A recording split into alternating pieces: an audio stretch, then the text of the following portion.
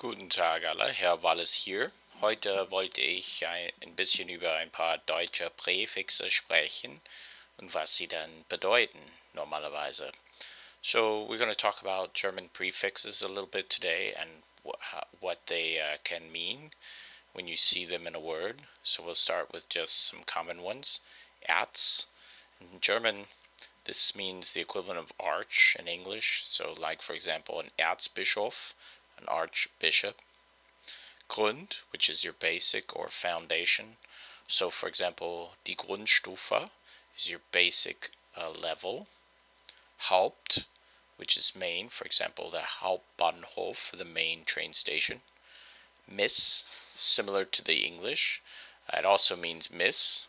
So Missverständnis is a misunderstanding. Mit, this is with or involving. So, for example, Mitarbeiter is your co-worker.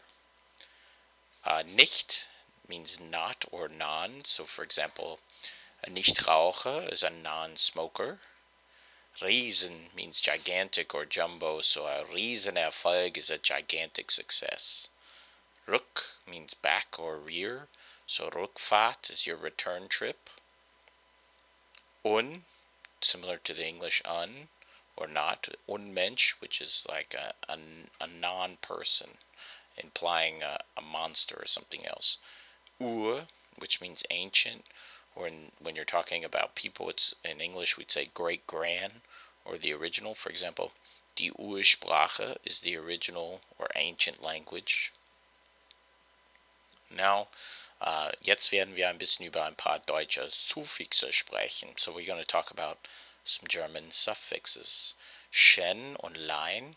This gives the impression of something being small or tiny. For example, a Büchlein is like a small little book. And also one other thing, these suffixes will determine also what the definite article is for the word. So Lein, if you see Schen or Lein, you should be thinking das. If you see I or erai, for example, this is a lot of something, and it normally has a negative meaning. For example, die Fragerei, or for another example, die Schlagerei or Schlägerei. This is the Fragerei is like the series of questions, the huge amount of questions. It's a die what. If you see the suffixes er, ler, ner, these are equivalent to the English er. So, for example, der Schreiber, which is the writer, der Lehrer, the teacher, these are der words. If you see heit or kite, this in English means ness or dumb, like dome, like freedom. So, for example, die Gesundheit is healthiness. And it's always, when you see heit or kite, think die or feminine.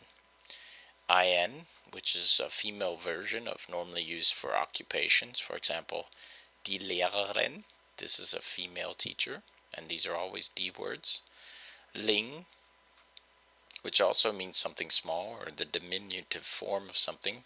For example, a feigling is a little small coward. Fremdling, a small stranger. These are der words. Schaft, for example, this has the meaning in English of scape or ship. For example, students. Studentschaft is studentship, or Freundschaft, friendship. Landschaft, landscape. These are all die words. Which has the meaning of ing in English, and it's used to form mostly nouns from verbs. So die Bedeutung is the meaning. And nis, which is used to form nouns from verbs as well, and can also have the English equivalent of ing. For example, the Hindernis is a obstacle. So these will also all be das words. Okay, das war's für dieses Video. Vielen Dank. Tschüss.